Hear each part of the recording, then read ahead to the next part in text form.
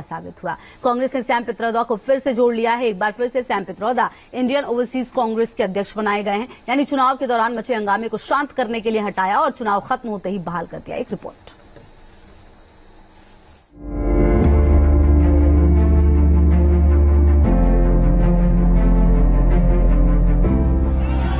छब्बीस जून को कांग्रेस में दो बड़ी नियुक्तियां, एक राहुल गांधी और दूसरी सैम पित्रोदा।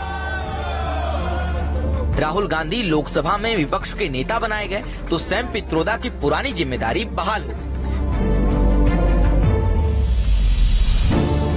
राहुल गांधी का नेता विपक्ष बनना या फिर सैम पित्रोदा को दोबारा इंडियन ओवरसीज कांग्रेस का चेयरमैन बनाने के फैसले से किसी को हैरानी नहीं हुई। बीजेपी का कहना है, दरअसल कांग्रेस ने कभी भी सैम पित्रोदा को खारिज नहीं किया था, पार्टी से किनारे करने का सिर्फ दिखावा किया था, क्योंकि कांग्रेस में नाकामी के बाद पुरस्कृत करने की पुरानी परंपरा है, वो भी तब जब गांधी परिवार से करीब का नाता हो। कांग्रेस का प्रथम परिवार कांग्रेस पार्टी कैसे लोगों को बेवकूफ बनाती है। चुनाव में केवल कॉस्मेटिकली अंकल सैम पित्रोदा पर कार्रवाई तो कर दी, परंतु जैसे चुनाव खत्म हुए, जैसे राहुल गांधी एलओपी बने, खटाखट अंकल सैम को फिर से पद दे दिया, इंडियन ओवरसीज कांग्रेस का चेयरमैन बना दिया। ये वही अंकल सैम है जो गांधी परिवार के सबसे करीबी माने जाते हैं और इसलिए गांधी परिवार ने कभी उनकी बातों को खारिज नहीं किया था।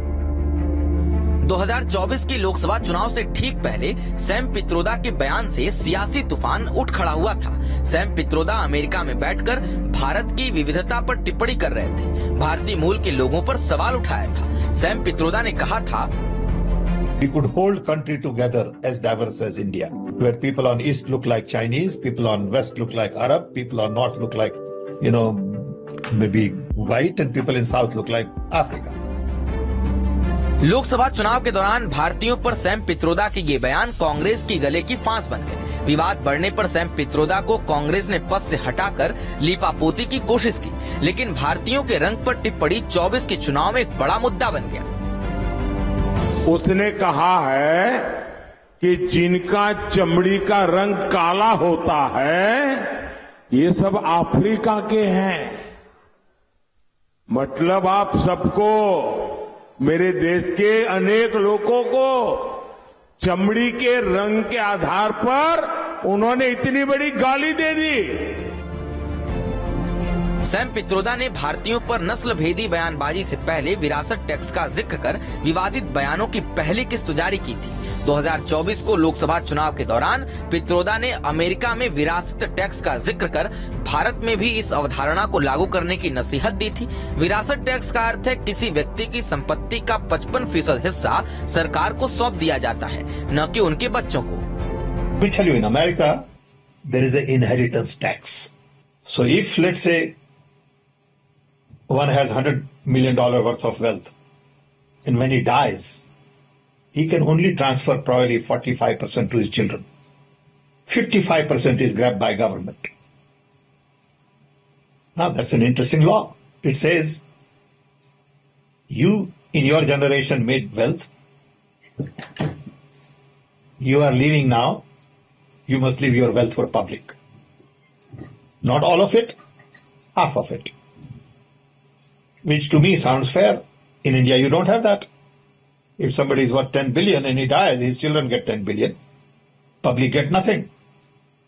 And law says, you get half of it. Public gets half of it. So these are the kind of issues people will have to debate. Sam Pitroda के बयान हमेशा से कांग्रेस के लिए मुसीबत खड़ा करते रहे, लेकिन गांधी परिवार से करीबियों के चलते कभी भी उन पर एक्शन नहीं लिया गया। हद तो तब हो गई जब 2019 लोकसभा चुनाव से पहले 84 के सिख दंगे को हुआ तो हुआ कहकर किनारा कर लिया। 84 में हुआ तो हुआ। दरअसल 84 के दंगों को लेकर बीजेपी ने राजीव गांधी पर सवाल उठाए थे। इस पर मीडिया के सवालों पर सैम पित्रोदा भड़क गए और जो कहा उससे भूचाल आ गया। 84 में हुआ तो हुआ।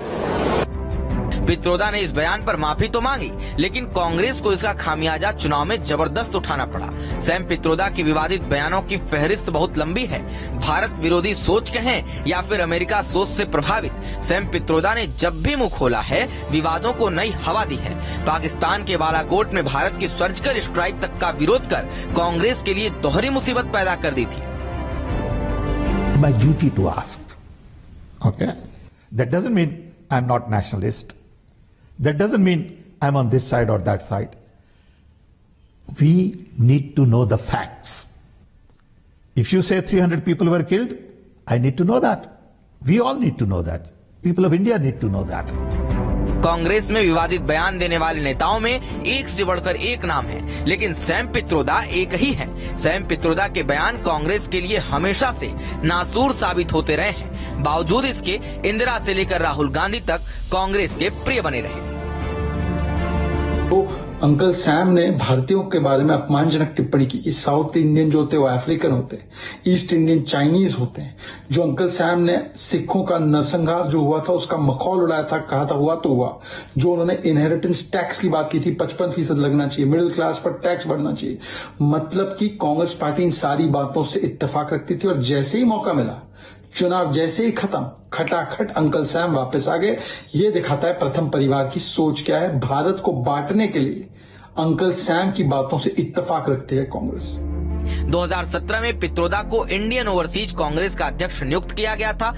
सैम पित्रोदा का असली नाम सत्यनारायण गंगाराम पित्रोदा है। पित्रोदा को भारत में सूचना क्रांति का जनक माना जाता है। इंदिरा गांधी के बुलावे पर 1981 में सैम पित्रोदा भारत लौटे। अप्रैल 84 में इंदिरा सरकार के समय C.DOT के प्रमुख बने। राजीव गांधी ने अपनी सरकार में पित्रोदा को अपना सलाहकार बनाया। राजीव सरकार में सैम पित्रोदा टेलीकॉम आयोग के अध्यक्ष रहे। राजीव गांधी के निधन के बाद सैम वापस अमेरिका चले गए। 2004 में यूपीए सरकार ने सैम पित्रोदा को भारत वापस बुलाया। मनमोहन सरकार ने नेशनल नॉलेज कमीशन का अध्यक्ष बनाया। 2009 में यूपीए 2 की सरकार पीएम मनमोहन सिंह के सलाहकार रहे। इंदिरा सरकार से लेकर मनमोहन सरकार तक सैम पित्रोदा को हमेशा बड़ी जिम्मेदारी से नवाजा गया। आज भी सोनिया से लेकर राहुल तक सैम पित्रोदा से हर छोटी बड़ी सलाह लेते हैं। सैम पित्रोदा को राहुल गांधी का राजनीतिक गुरु भी माना जाता है। 2019 के लोकसभा चुनावों से पहले एक टीवी इंटरव्यू में पित्रोदा ने मध्यम वर्ग पर एक ऐसा बयान दिया था जिससे पार्टी सत्ते में आ गई थी। सैम पित्रोदा ने कहा, मिडिल क्लास को ज्यादा टैक्स देना चाहिए ताकि गरीब परिवारों के लिए न्यूनतम आय की गारंटी पूरी हो सके। मिडिल क्लास को स्वार्थी नहीं होना चाहिए। सैम पित्रोदा के इस बयान पर कांग्रेस को सफाई देनी पड़ी थी कि अगर वो सत्ता में आती है तो मिडिल क्लास के लोगों पर कोई अतिरिक्त कर का बोझ नहीं डालेगी। कांग्रेस सत्ता में 2019 में भी नहीं लौटी और 2024 में भी सत्ता तक नहीं पहुंच पाई। लेकिन संवेदनशील मुद्दों पर अपने बयानों से सनसनी फैलाने वाले सैम पित्रोदा को जरूर एक बार फिर से इंडियन ओवरसीज कांग्रेस अध्यक्ष पद की जिम्मेदारी सौंप दी है। कांग्रेस के इस फैसले से ये फिर साबित हो गया, भले ही कमान किसी के हाथ में हो, फैसला राहुल गांधी का ही चलता है। राहुल गांधी के राजनीतिक गुरु की कांग्रेस में फिर से वापसी हो गई।